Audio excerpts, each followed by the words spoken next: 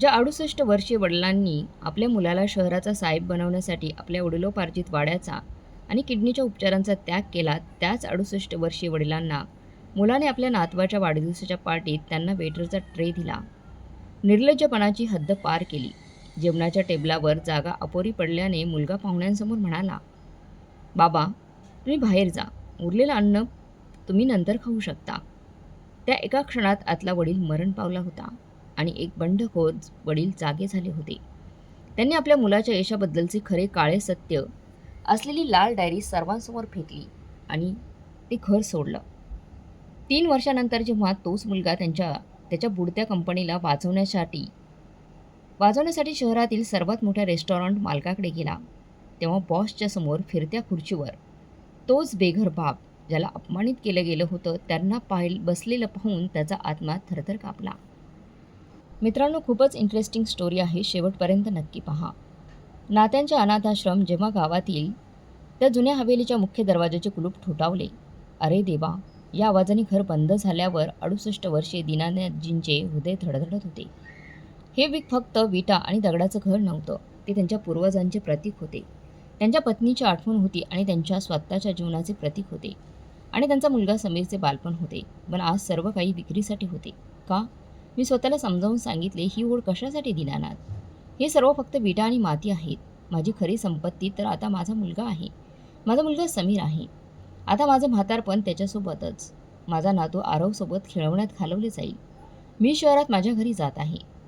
त्यांच्या एका हातात जुनी लोखंडी ट्रंक होती आणि दुसऱ्या हातात शुद्ध गावठी तूप, बेसनाचे लाडू आणि त्यांच्या नातवासाठी काही खेळणी असलेली बॅग होती. ट्रेनच्या जनरल डब्यात होणारी धडपड देखील आज आशीर्वाद वाटत नव्हती, कारण त्यांचे गंतव्यस्थान त्यांचा मुलाचा आलिशान फ्लॅट होता, ज्याच्या पाया त्यांनी स्वतःचे घर विकून मिळवलेल्या पैशातून घातला होता त्याने. दुपारचे 2 वाजले होते, जेव्हा दीनानाथ ऑटो रिक्षातून उतरले आणि त्या गगनचुंबी इमारतीसमोर उभे राहिले. तेव्हा ते स्तब्धच राहिले. ते त्या गगनचुंबी इमारतीसमोर उभे असताना सुरक्षा रक्षकाने त्यांचा फेटा आणि धोतर कुर्ता पाहून त्यांना थांबवले. रक्षक म्हणाला, "अरे बाबा, अहो बाबा, तुम्ही कुठे जात आहात? ही धर्मशाळा नाहीये." दीनानाथजींनी अभिमानाने छाती फुगवली. ते हसले आणि म्हणाले, "साहेब, मी कोणाकडेही भीक मागायला आलेलो नाही. माझा मुलगा समीर 14व्या मजल्यावर राहतो इथे. हे त्याचं घर आहे, म्हणजे माझं घर." गार्ड इंटरकॉमवरून बोलला आणि अनिच्छेने त्यांना जाऊ दिले. लिफ्टमध्ये आरसे होते. दीनानाथजींनी त्यांचे प्रतिबिंब त्यांना दिसले. त्यांच्या चेहऱ्यावर आता सुरकुत्या पडल्या होत्या, पण त्यांच्या डोळ्यात त्यांच्या मुलाला भेटण्याची आशा होती. Ding dong. फ्लॅट क्रमांक 1402 ची दारावरची बेल वाजली. दार उघडले. समीर समोर उभा होता. ब्रँडेड कपडे, महागडं घड्याळ. त्याच्या वृद्ध वडिलांना समोर पाहून समीरच्या चेहऱ्यावर दीनानाथजींनी ज्या आनंदाची अपेक्षा केली होती, तो आनंद त्याच्या चेहऱ्यावर दिसत नव्हता. त्याच्या कपाळावर एक हलकीशी सुरकती पडल्यासारखं जाणवलं, जणू काही एक नको असलेला पाहुणा आला आहे. "अहो बाबा, आज तुम्ही इथे आलात का? तुम्ही म्हणालात की संध्याकाळची ट्रेन आहे." दीनानाथने आपल्या मुलाला मिठी मारण्याचा प्रयत्न केला, पण समीरने फक्त त्यांच्या पायांना स्पर्श करण्याचं नाटक केलं आणि मागे सरकला. "हो बाळा, मला ती ट्रेन लवकर मिळाली. मी माझ्या नातवाला आश्चर्यचकित करण्याचा विचार केला होता. मला सरप्राईज द्यायचं होतं." दीनानाथजींनी त्यांची जड ट्रंक उचलली आणि आत पाऊल ठेवलेच होते, तेवढ्या ड्रॉइंग रूममध्ये बसलेला निशाचा कर्कश आवाज समोर आला. "अरे, कसला वास आहे समीर?" निशाने नाकाला रुमाल धरला. ती सोफ्यावरून उठली, जणू कोणीतरी मेलेलं प्राणी खोलीत आणले आहे. तिची नजर दीनानाथजींवर पडली. ते जुन्या ट्रंकवर आणि त्यांच्या कपड्यांवर प्रवासाची धूळ आणि गावातील मातीचा वास येत होता. निशा चिडून समीरला म्हणाली, "समीर, मी तुला सांगितले होते की बाबा येतील तेव्हा आधी ते काम पूर्ण करा. बघा, त्यांच्या कपड्यांना विचित्र वास येत आहे. जुन्या रद्दीसारखा माझ्या ड्रॉइंग रूममध्ये दुर्गंधी पसरली आहे. माझा राल्फ लॉरेन रूम फ्रेशनर देखील कुचकामी झाला आहे." दीनानाथजी थांबले. ते मागे सरले. त्यांनी आपला पाय मागे घेतला. त्यांच्या पत्नीच्या साड्या आणि समीरच्या बालपणीच्या खेळण्या असलेल्या ट्रंकला त्यांची सून दुर्गंधीयुक्त रद्दी म्हणत होती. "दुर्गंधीयुक्त रद्दी म्हणत होती का? सुनबाई, तो कडुलिंबाच्या पानाचा वास आहे गं. मी कपडे सुरक्षित ठेवण्यासाठी ट्रंकमध्ये ठेवला आहे.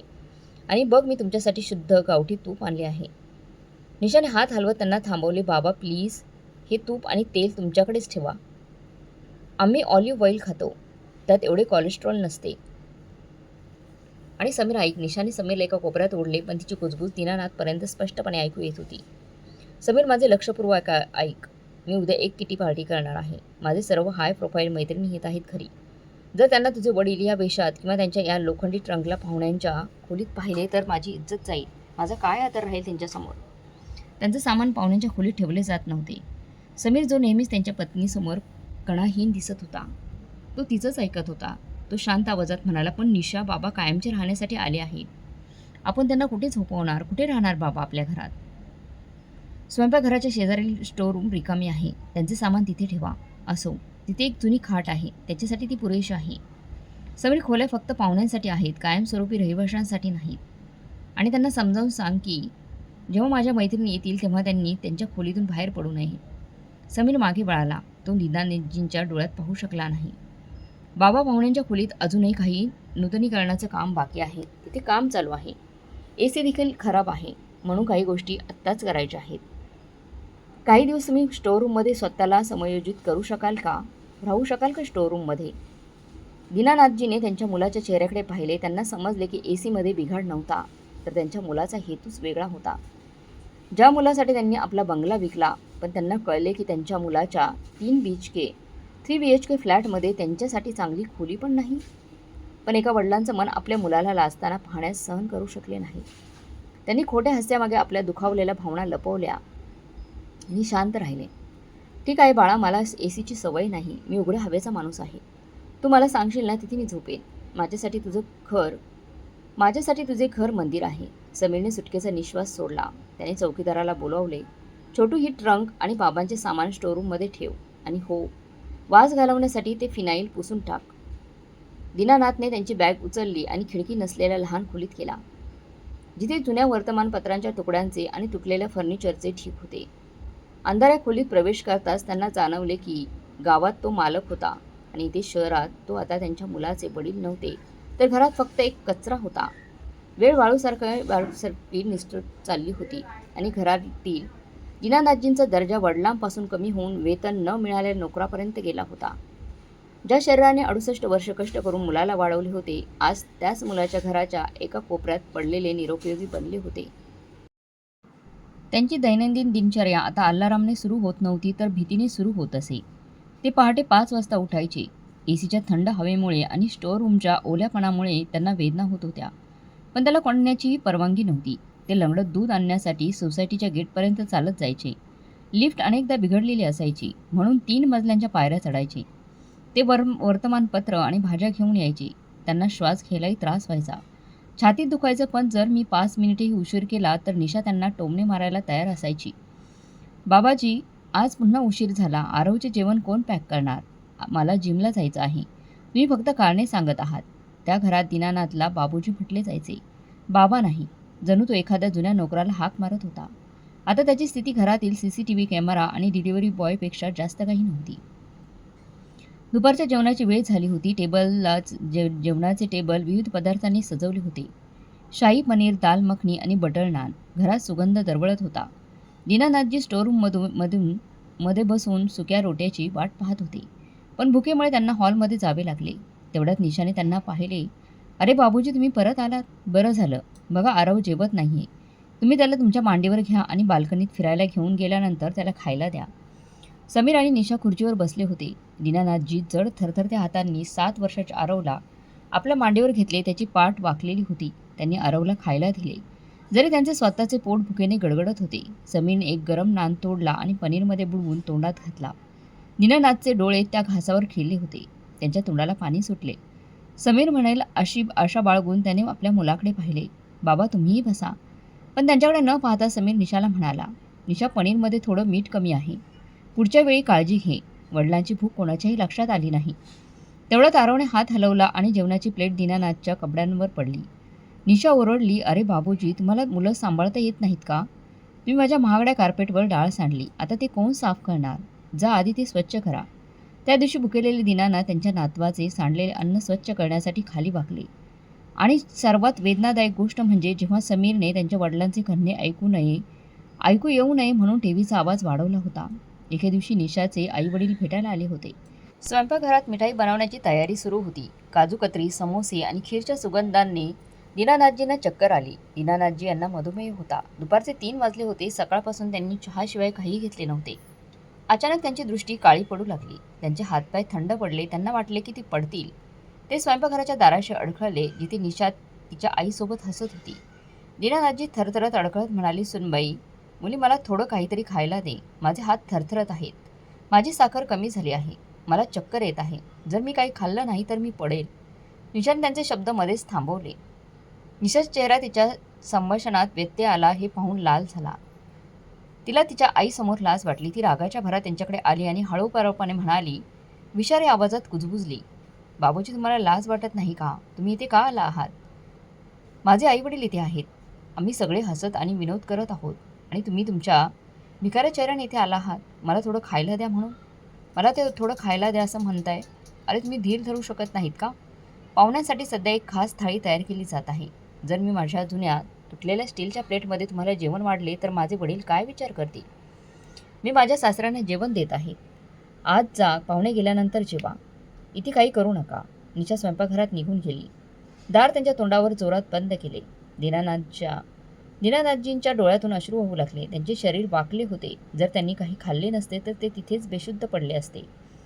वृद्ध वडिलांनी त्यांची प्रतिष्ठा, त्यांचे जीवन बलिदान दिले होते. त्यांनी त्यांचा स्वाभिमान बंद दारामागे सोडला. ते हळूहळू चोरून स्वयंपाकघराच्या मागच्या बाजूला गेले, जिथे कचरापेटी ठेवली होती. तिथे एका जुन्या टोपलीत काल रात्रीच्या उरलेल्या 2 शिळ्या रोट्या ठेवल्या होत्या. कदाचित मोलकरणीसाठी, फेकून देण्यासाठी ठेवल्या असतील. थरथरत्या हाताने दीनानाथजीने त्या कडक काठीसारख्या रोट्या उचलल्या. त्यांना दात नव्हते, त्यामुळे ते घास चावू शकत नव्हते. त्यांनी नळ चालू केला. रोट्या पाण्यात मऊ करण्यासाठी वाहत्या पाण्याखाली भिजवली आणि मग ड्रॉइंग रूममधून त्यांच्या मुलाचा आणि नातेवाईकांच्या हास्याचा आवाज येतच होता. वडील स्वयंपाकघरातील सिंकखाली बसले आणि पाण्यात भिजवलेली शिळी रोटी खाऊन त्यांची भूक त्यांनी भागवली. प्रत्येक घासाद्वारे त्यांच्या डोळ्यातून अश्रू रोटीवर पडत होते. ते अश्रू असहाय्यतेचे होते. ते स्वतःशी म्हणाले, समीर बाळा, ज्या बापाने तुला स्वतः कष्ट करून वाढवले, खायला घातलं, मोठं केलं, शिक्षण दिलं आणि आज तू त्याच वडिलांना त्यांच्याच घरात अन्न चोर बनवलं आहेस. त्या दिवशी दीनानाथजींचे पोट भरले होते, पण त्यांचा आत्मा कायमचा आतून तुटून पडला होता. ही वेळ त्यांना मारून टाकणारी होती. मग ती रात्र आली ज्याने त्यांना पूर्णपणे तोडून टाकले. त्यांचा नातू आरवचा 7वा वाढदिवस होता. समीरने शहरातील श्रीमंतांना आणि त्यांच्या ग्राहकांना आमंत्रित केले होते. निशाचे पालकही आले होते. निशाचे वडील एक वरिष्ठ निवृत्त अधिकारी होते, ज्यांचा अधिकार संपूर्ण घरात होता. पार्टी सुरू झाली होती. दीनानाथजींनी त्यांचा सर्वात स्वच्छ पण थोडासा जीर्ण झालेला कुर्ता पायजमा घातला होता. त्यांनी आरवचे मोठ्या उत्साहाने स्वागत केले. ते त्याला भेटवस्तू देण्यासाठी हॉलमध्ये आले. तेवढ्याच समीरने त्यांचा हात धरला आणि एका कोपऱ्यात ओढले. बाबा, तुम्ही इथे काय करत आहात? तुम्हाला माझे बॉस आणि निशाच्या बाबा इथे बसलेले दिसत नाहीत का? तुमचा हा लूक, तुमचे जुने कपडे सगळी माझी चेष्टा करतील. कृपया तुम्ही स्टोअर रूममध्येच थांबा, बाहेर येऊ नका. दीनानंदचे डोळे भरून आले. बाळा, मी आत्ताच आरवला आशीर्वाद देण्यासाठी आलो आहे. तेवढ्यात निशा आली आणि म्हणाली, समीर, आपल्याकडे वेटर आले नाहीत. बाबूजींना सांग त्यांना कोल्ड्रिंक्स देण्यासाठी. ते कुटुंबातील सदस्य असले तरी त्यांना कोणीही ओळखत नाही. ते म्हणतील की ते दूरचे कोणीतरी नातेवाईक आहेत जे मदत करत आहेत. दीनानाथजी हे ऐकून स्तब्ध झाले. ज्या मुलासाठी त्यांनी त्यांची जमीन विकली, तोच मुलगा आता त्यांच्याच पार्टीत त्यांना वेटर बनवत होता. आपल्या मुलावरील प्रेमाने आंधळे होऊन वडिलांनीही तेच केले. दीनानाथच्या थरथरत्या हातांनी कोल्ड्रिंक्स आणि स्टार्टर्सने भरलेला जड ट्रे उचलला. ट्रेचं वजन कदाचित फक्त 2 किंवा 3 किलोग्राम असेल, पण त्या क्षणी ते डोंगरासारखं जड वाटलं. हे ओझं काचेच्या ग्लासचं नव्हतं, तर त्यांच्या स्वाभिमानाच्या मृतदेहाचे होते. ज्या मुलाला त्यांनी बोट धरून चालायला शिकवलं होते, त्याने आज पार्टीत त्यांना वेटर म्हणून नियुक्त करण्यात आलं होतं. त्यांना हॉलमध्ये संगीत वाजत होतं. शहरातील श्रीमंत लोक, समीरचे क्लायंट आणि निशाचे पालक हसत आणि विनोद करत गप्पा मारत होते. डोळे मिचकवून दीनानाथजी गर्दीतून चालत होते. त्यांना भीती वाटत होती की कुणी त्यांना ओळखू नये, कुणी त्यांना विचारू नये. अरे दीनानाथजी, तुम्ही इथे ट्रे घेऊन का फिरत आहात? तेवढ्यात निशाचा आवाज घुमला. तिने तिच्या वडिलांकडे इशारा केला. निशा तिच्या वडिलांना बनावट हास्य देत म्हणाली, बाबा, कृपया काही सुरुवात करा. हा आमच्या गावातील एक दूरचा नातेवाईक आहे, मदत करत आहे. दीनानाथचे हृदय पिळवटून गेले. दूरचा नातेवाईक? ते निशाच्या वडिलांसमोर ट्रे घेऊन उभे होते. आपल्या पदाचा नेहमीच अभिमान बाळगणारा निवृत्त अधिकारी बाबू दीनानाथजींकडे न पाहता ट्रेमधून एक कप उचलला आणि भुसभुशीतपणे बोलला. श्यामबाबू त्यांचे चष्मे समायोजित करत कर्कश आणि आज्ञाधारक आवाजात म्हणाले, अरे भाऊ, हे पेय थंड नाही. जा आणि आणखी बर्फ घालून आणा. तुमचं काम नीट करा. दीनानाथचे ठोठ थरथरले. मी समीरचा बाप आहे, तुमचा व्याही आहे. असं त्यांना म्हणायचं होतं, पण समीरचे असह्य घाबरलेले डोळे पाहून ते गप्प राहिले. त्यांनी मागे टेकवले, हो म्हटले आणि मागे वळले. जेवणाची वेळ झाली होती. जेवणाच्या टेबलावर विविध प्रकारचे पदार्थ ठेवले होते. फक्त 4 खुर्च्या होत्या. निशा, समीर आणि निशाचे आईवडील येऊन बसले. दीनानाथजी सकाळपासूनच भुकेलेले होते. दिवसभराच्या कामामुळे ते थकले देखील होते. आता ते वेटरचं काम करत होते. नकळत सवयीप्रमाणे ते जेवणाच्या टेबलाकडे गेले.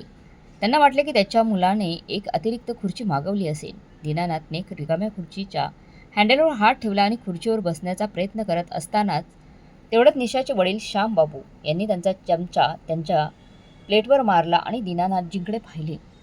श्यामबाबू कठीर आणि अपमानास्पद स्वरात म्हणाले, अरे भाऊ, तू इथे आमच्या शेजारी का बसला आहेस? तुला ते दिसत नाही का? तुम्हाला इथे दिसत नाही की इथे फक्त 4 जणांसाठी जागा आहे? दीनानाथजी थबकले. त्यांनी असहाय्यपणे समीरकडे पाहिले. समीरने आपली नजर वळवली आणि त्यांच्या ताटाकडे पाहिलं. दीनानाथजी डळमळीत आवाजात म्हणाले, बरं व्याहीजी, माझे गुडघे खूप दुखत आहेत. मला फक्त कोपऱ्यात थोडी जागा हवी आहे म्हणून मी बसतोय. पण श्यामबाबूंनी त्यांना पूर्ण करू दिले नाही. त्यांनी समीरकडे तुच्छतेने पाहिलं आणि त्यांना टोमणा मारला. श्यामबाबू समीरकडे पाहत म्हणाले, समीर, बाळा समीर, तू म्हणालास की आज आरवचा वाढदिवस आहे म्हणून आम्ही सर्व इथे एकत्र जेवण करण्यासाठी आलो आणि तुम्हाला इथे माझा अपमान करण्यासाठी बोलवलं आहेस का? आता आपण या अशा लोकांसोबत बसून जेवण करणार आहोत का? वातावरण तणावपूर्ण झाले. निशाने टेबला खालून समीरच्या पायाला लाथ मारली. पत्नी आणि सासऱ्यांसमोर पाठीचा कणा नसलेल्या समीरने अखेर तोंड उघडलंच, पण त्याच्या वडिलांचा बचाव करण्यासाठी नाही. वडिलांना वाचवण्यासाठी नाही, तर त्यांना शेवटचा धक्का देण्यासाठी. हळू पण चिडलेल्या आवाजात समीर त्याच्या वडिलांना म्हणाला, बाबा, कृपया इथे एक क्षणही थांबू नका. निशाच्या बाबांना वाईट वाटत आहे, हे तुम्हाला दिसत नाही का? असं तुमची स्थिती म्हणजे तुमचे कपडे घाणेरडे आहेत. पाहुण्यांना किळस वाटेल. दीनानाथजी स्तब्ध झाले. त्यांचा स्वतःचा मुलगा म्हणत होता की त्यांना किळस वाटेल. तेवढ्यात आतून आरवचा रडण्याचा आवाज आला. आरव कदाचित जागा झाला असेल आणि तो रडत असेल. या संधीचा फायदा घेत निशाने रुमालाने तोंड पुसत अतिशय कठोरपणे आदेश दिला, बाबूजी, ऐकताय ना? आरव रडत आहे. जा, त्याला उचलून बागेत फिरायला घेऊन जा. आपण शांतपणे जेवण केल्याशिवाय आत येऊ नका. लहान मुलांच्या रडण्याने बाबांचा मूड बिघडतो. समीरने लगेचच आपल्या पत्नीशी सहमती दर्शवली. आरवची दुधाची बाटली त्याच्या वडिलांना देत समीरने आपली नजर वळवली आणि म्हणाला, हो बाबा, कृपया त्याची काळजी घ्या. आरवची काळजी घ्या. तुम्ही नंतर स्वयंपाकघरात जाऊन उरलेलं अन्न खाऊ शकता. हातात दुधाची बाटली घेऊन आलिशान जेवणाच्या टेबलाजवळ उभा असलेले दीनानाथजी जिवंत प्रेतासारखे त्यांच्या मुलाच्या समोर उभे राहिले होते. त्यांचा मुलगा, सून आणि व्याही त्यांच्यासमोर 56 नैवेद्य खात होते आणि त्यांना त्या घरातील पाळीव कुत्र्याप्रमाणे निघून जाण्यास सांगितलं जात होतं. दीनानाथने एक दीर्घ श्वास घेतला. त्यांच्या वृद्ध डोळ्यात आलेले अश्रू आता सुकले होते. त्यांनी आपल्या नातवाला उचलले आणि एकही शब्द न बोलता जेवणाच्या खोलीतून बाहेर पडले. पण निघताना त्यांनी ठरवलं होतं की ही त्या घरातील त्यांची शेवटची रात्र असेल. पुन्हा ते त्या घरात राहणारच नव्हते. त्यांनी त्यांच्या नातवाला झोपवले आणि नंतर त्याच्याकडे प्रेमाने पाहिल्यानंतर ते रडले आणि बाहेर आले. त्यांचं हृदय तुटत होते. दरम्यान बाहेर सर्वजण आनंदाने जेवण जेवत होते, पीत होते आणि हसत होते. अपमान पचवत दीनानाथजी पुढे सरकले. समीरचे उरलेले अन्न खाऊन टाका हा शब्द त्यांच्या कानात वितळलेल्या शिशासारखा घुसला होता. दीनानाथची पावले गोठली. त्यांनी तो ट्रे उचलला. त्यांचे हात थरथरत होते. अचानक जड काचेचा ट्रे जवळच्या सजावटीच्या टेबलावर ठेवण्याऐवजी त्यांनी त्यांची सर्व शक्तीनिशी जमिनीवर फेकला, आपटला. हॉलमध्ये काचेचे तुकडे पसरले. आवाज इतका मोठा होता की निशाच्या हातातून चमचा पडला आणि श्यामबाबू त्यांच्या खुर्चीवर उठले. संगीत थांबले. सर्वांच्या नजरा म्हाताऱ्या वडिलांवर फिरल्या. निशा रागावली, बाबूजी, हे काय असभ्यपणा आहे? पाहुण्यांसमोर तुम्ही वेडे झाले आहात का? तुम्ही हे काय केलं? दीनानाथजींनी डोके वर केले. त्यांचे डोळे आता असहाय्य नव्हते, उलट ते वडिलांच्या उग्र रूपाने भरले होते. दीनानाथजी म्हणाले, समीर, पुरे झाले आता, पुरे झाले. समीर त्याच्या खुर्चीवर उभा राहिला. बाबा, तुम्ही दीनानाथजींनी हात वर केला. शांत रहा. आज कुणीही काही मध्ये बोलणार नाही. फक्त ज्याला तुम्ही मुका समजत होता तोच बोलेल. दीनानाथजींनी जुन्या घाणेरड्या जॅकेटच्या आतल्या खिशात हात घातला. त्यांनी एक जुनी फाटलेली लाल डायरी आणि एक बँक कार्ड सापडलं. ते थरथरत कापड डायनिंग टेबलाकडे गेले आणि टेबलाच्या मध्यभागी प्लेट्सवर फेकून दिलं. समीर, तुला वाटतं का हे घर, ही मोठी गाडी, या मखमली खुर्च्या आणि ही भव्यता तुमच्या मेहनतीचं फळ आहे का? तुम्हाला वाटतं का की तुम्ही स्वतःहून बनवलेलं आहे? दीनानाथजी हसले, की कोरडे कडू हास्य. आज मी तुम्हाला ते सत्य सांगतो जे मी माझ्या हृदयात गेले 10 वर्षांपासून दडवून ठेवलं आहे. त्यांनी त्यांच्या डायरीतील एक पान उलटले. तुम्हाला आठवते का? तुम्ही 10 वर्षांपूर्वी तुमचा पहिला व्यवसाय सुरू केला होता आणि तो दिवाळखोरीत निघाला होता. तुम्ही गुंडांचे पैसे घेतले होते. तुम्ही आत्महत्या करणार होता. मग एका अज्ञात गुंतवणूकदाराने तुम्हाला 20 लाख रुपये दिले, ज्यामुळे तुमचा जीव वाचला. तू कधी विचार केलास का की तो देवदूत कोण होता? समीरचा चेहरा घामाने भिजला होता. तो काही व्यापारी होता. तो व्यापारी मीच होता रे बाळा. समीर, तो मीच होतो. डॉक्टरांनी मला सांगितलं होते की मला किडनीचा संसर्ग झालेला आहे. ऑपरेशन आवश्यक आहे, पण मी माझी औषधं घेणं बंद केलं. मी माझी उरलेली वडिलोपार्जित जमीन गुप्तपणे गहाण ठेवली, जेणेकरून तुम्हाला ते 20 लाख रुपये मिळतील. मी वेदनेने तडफडत होतो, रक्ताच्या उलट्या करत होतो, जेणेकरून माझा मुलगा त्याचा सूट घालून ऑफिसला जाऊ शकेल, चांगला जॉब करू शकेल. पाहुण्यांमध्ये हे सगळं ऐकून गोंधळ उडाला. निशाचा चेहरा फिक्का पडला. दीनानाथजी निशाच्या वडिलांकडे, श्यामबाबूकडे वळाले, जे आत्तापर्यंत गर्विष्ठ होते. त्यांना ते म्हणाले, "भाईजी, तुम्ही खूप श्रीमंत दिसता, नाही का? तुम्ही मला स्टूलवर बसायला सांगत होता." दीनानाथजींनी टेबलावर मूठ मारली. "ज्या फ्लॅटमध्ये तुम्ही बसून जेवण करत आहात आणि ज्या छताखाली तुम्ही माझा अपमान करत आहेस, त्याच छताखाली बसून मेजवानी घेत आहात. या फ्लॅटच्या डाऊन पेमेंटसाठी 15 लाख रुपये माझ्या पंजोबांनी बांधलेल्या माझ्या शेवटच्या वाडा विकून दिलेले होते मी. या संगमरवरी जमिनीखाली या घराच्या प्रत्येक विटेत माझं रक्त आणि घाम गाळलेले आहे." हे सगळं ऐकून समीर थरथर कापू लागला. "बाबा, बाबा, हे खरं आहे का? खरंच सत्य आहे का? हे आहे की समीर, मी सापाला पाळले होते. मला वाटले होते की तू माझ्या म्हातारपणीत माझा आधार होशील, पण तू मला त्याच काठीने मारलेस आणि घराच्या एका कोपऱ्यात फेकून दिलंस." दीनानाथच्या डोळ्यातून अश्रू तळाले, पण त्यांचा आवाज अखंड राहिला. "पण आत्ताच मी तुम्हाला आणि स्वतःला या कृपेच्या खोट्या नात्यातून मुक्त करायचं ठरवलं आहे."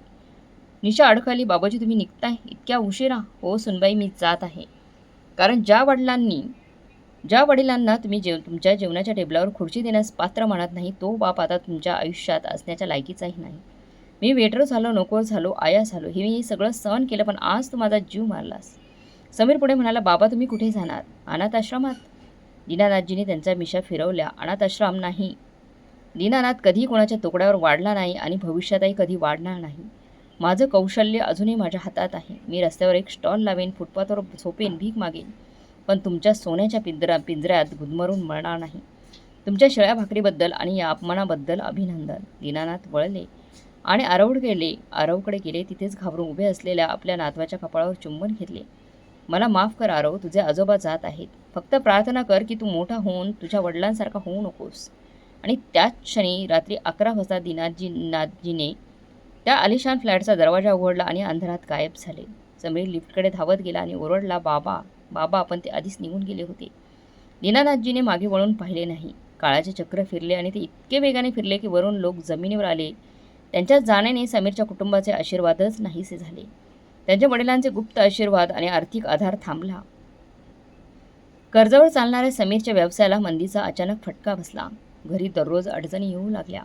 फक्त पैशांवर प्रेम करणारी निशा, तिने समीरपासून घटस्फोटासाठी अर्ज दाखल केला होता. समीर आता दारूच्या नशेत बुडाला होता. आपल्या बुडत्या कंपनीला वाचवण्यासाठी समीरने शहरातील मग सर्वात प्रसिद्ध आणि वेगाने वाढणाऱ्या फूड ब्रँड दादाजीज किचनच्या प्रमुखाशी एक मोठा करार करण्यासाठी संपर्क साधला. तो ऑफिसमध्ये पोहोचला. गेल्या 2 वर्षात या ब्रँड कंपनी चांगलीच लोकप्रियता मिळवल्याने ऐकले होते.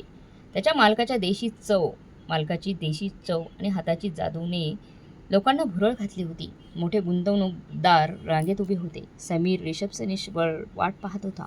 त्याला आशा होती की जर त्याला कॅटरिंगचे कंत्राट मिळाले तर त्याची कंपनी वाचेल. रिसेप्शनिस्ट म्हणाली, "साहेब, चेअरमनने तुम्हाला बोलवलं आहे. Cabin number 1." धडधडत्या हृदयाने समीर आत गेला. एक प्रशस्त केबिन, काचेच्या भिंती असलेली खोली, आलिशान आतील भाग. समोर खिडकीकडे तोंड करून एक मोठी चमड्याची फिरणारी खुर्ची होती. समीर संकोचून म्हणाला, "शुभ सकाळ साहेब, मी समीर वर्मा आहे." खुर्ची हळूहळू वळली आणि त्यांचा चेहरा दिसता समीरच्या पायाखालची अक्षरशः जमीनच सरकली. त्याच्या हातातून फाईल खाली पडली. त्याच्यासमोर कुणी अनोळखी व्यापारी बसलेला नव्हता, तर दीनानाथजी बसलेले होते. पण ते फाटक्या कपड्यांमध्ये दीनानाथजी नव्हते, तर एका निष्कलंक पांढरा कुर्ता पायजामा आणि नेहरू जॅकेट घातलेले होते. त्यांनी सोनेरी फ्रेमचा चष्मा घातलेला होता आणि त्याच्या चेहऱ्यावर एक आश्चर्यकारक तेज आणि शांतता होती. ते आता एक असहाय्य म्हातारे माणूस नव्हते, तर शहरातील एका प्रमुख अन्न साखळीचा मालक होता. समीरचा घसा कोरडा पडला. बाबा बाबा दीनानाथजीने आपला चष्मा नीट केला आणि समीरकडे अशा प्रकारे पाहिले जणू तो एखाद्या अनोळखी व्यक्तीला पाहत आहे. श्री समीर वर्मा, कृपया बसा. मी ऐकले की तुम्ही करारासाठी आला आहात. समीरला रोडे कोसळले. तो धावत गेला आणि दीनानाथजींच्या पाया पडला. बाबा, मला माफ करा. मी उद्ध्वस्त झालो आहे. बाबा, निशा मला सोडून गेली. मी सगळं काही गमावलं आहे. तुम्ही गेलात आणि मी सगळंच गमावलं. तुम्ही बरोबर होता. मी नालायक आहे. कृपया घरी परत या. आरवला तुमची आठवण येते. समीरला आशा होती की त्याचे वडील वितळतील. ते त्यांना मिठी मारतील. पण दीनानाथजींनी त्यांची खुर्ची थोडी मागे खेचली. उठ समीर. अश्रू पुसत दीनानाथजींच्या डेस्कवरचा चेकबुक उचलला. दीनानाथजी म्हणाले, समीर, क्षमा चुकांसाठी असते, गुन्ह्यांसाठी नाही. त्या रात्री तू वडिलांचा अपमान केला नाहीस, तर अन्नदात्याचा अपमान केलास. तू मला तुझ्या डेस्कवरून फेकून दिलं नाहीस, तर तुझ्या आयुष्यातील आशीर्वाद खराबाहेर फेकून दिलास. दीनानाथजीने चेकवर सही केली आणि तो समीरला दिला. मी तुला पैसे देऊ शकतो, कारण दुर्दैवाने मी अजूनही तुझा बाप आहे रे. हे घे तुझे कर्ज फेड. समीरने चेक घेतला, हात जोडून म्हणाला, बाबा, मला पैसे नको, तुम्ही मला हवे आहात. चला घरी जाऊया. दीनानाथजींनी खुर्ची वळवली आणि खिडकीकडे तोंड केलं. नाही समीर, ते घर आता माझं नाही. आणि ऐक, आज मी ज्या खुर्चीवर बसलो आहे ती मी कष्टाने, माझ्या कष्टाने, कौशल्याने आणि माझ्या स्वाभिमानाने मिळवली आहे. आणि ज्या जेवणाच्या टेबलावर तुम्हाला हकललंस ते मी तुला भिक्षा म्हणून दिले होते. लक्षात ठेव. समीरच्या घराचा पाया तोडल्यानंतर छप्पर कधीही हवेत राहू शकत नाही. तू पाया गमावला आहेस. तू आता जाऊ शकतोस. समीर बाहेर पडला. डोळ्यात अश्रू आले. हातात चेक धरून मी माझी नजर अस्पष्ट केली आणि बाहेर आलो. श्रीमंत बापाचा मुलगा असूनही आज तो अनाथ असल्यासारखा वाटत होता. आणि त्याच्या केबिनमध्ये दीनानाथजींनी त्यांच्या डायरीचे आणखी एक पान उलटले, जिथे लिहिले होते, स्वाभिमानापेक्षा मोठा खजिना नाही. मित्रमैत्रिणींनो, आई वडील हे तुमच्या घरातील फर्निचर नाहीत, जे तुम्ही हवे तेव्हा बदलू शकता किंवा कोपऱ्यात ठेवू शकता. ते त्या घराचा पाया आहेत. जर पाया हलवला तर सर्वात मोठा राजवाडा देखील उद्ध्वस्त होण्यास वेळ लागत नाही. तर मग मित्रमैत्रिणींनो, तुम्हाला काय वाटतं? दीनानाथजींनी शेवटी जे काही केलं ते योग्य होतं की अयोग्य? कमेंट करून नक्की कळवा. आणि आजची कथा आवडली असेल तर लाईक, शेअर, सबस्क्राईब नक्की करा. भेटूया पुढच्या कथेत. तोपर्यंत धन्यवाद.